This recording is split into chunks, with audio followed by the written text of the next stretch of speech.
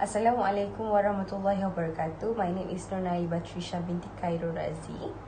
Before we are going to the next presenter, let me explain to you guys about accident. An accident is a traumatic occurrence that occur without warning and result in injury, loss or harm. Accidents are a regular part of the human experience and they injure or disable a great number of individuals every year all around the world. Property damage or loss in a common effect of accidents. Accidents can occur at home, at the road, in the hospital, on the sport field, or at work. Taking safety precaution and being mindful of one's action and surroundings can help to avoid or prevent many mishaps. An accident is a term used to describe an inadvertently create incident. The word is most commonly used to describe accidentally in the induced unpleasant occurrence. Occupational accidents are defined as mishap that occur during work. Workplace safety is primarily concerned with preventing workplace accident. Thank you. Okay, I will present about classification of hazard. So classification of hazard have 5.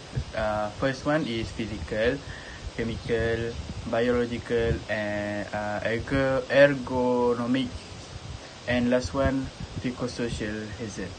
Okay, first I will present about physical hazard. So physical hazard are chemical that endangers your physical well-being. Physical dangers are the most frequent and maybe found in almost any job at some points. They include dangerous situations that can result in harm, disease, or death. So, example of physical hazard like electrical hazard, frayed cords, missing ground pins, improper wiring, like that. So, and then chemical hazard. Chemical hazard when a person is subjected to any type of chemical preparation in the workplace, soil, liquid, or gas. Some are safer than others, but the some who are chemically sensitive. Even ordinary remedies may cause sickness, skin irritation, or breathing difficulties. So we will continue about mechanical hazard. So mechanical hazard are those that are linked with equipment that are powered by electricity, which means they are automatic or manually operated. So, fourth, ergonomic hazard. Ergonomic hazard occur when your body is put under stress due to your job, body posture, or working environment. They are the most difficult to recognize since you do not usually realize the pressure or in your body or the danger this risk offer. Short-term exposure can cause sore muscle the next day or the day afterward, while long-term exposure can cause major long-term problem. So the last one is psychosocial hazard. So the psychosocial hazard has recently been acknowledged in legislation as workplace hazard.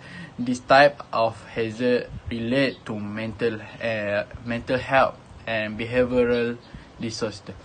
The hazard involve human motivation and the direction of human behavior. Psychosocial hazard in the workplace contribute to work-related stress. So that's all from. Assalamualaikum, my name is Muhammad Fakri bin Mustani. Today I will present about hierarchy form. Based on Appendix 1, we can see that there are much activities that happen in construction site that may cause harm to us. Firstly, we can see that one worker falling from height.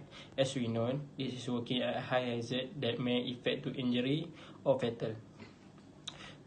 We can control this type of hazard with preventive action. The severity of this work activity is moderate and likelihood is frequent. So the risk rating of the hazard is 12.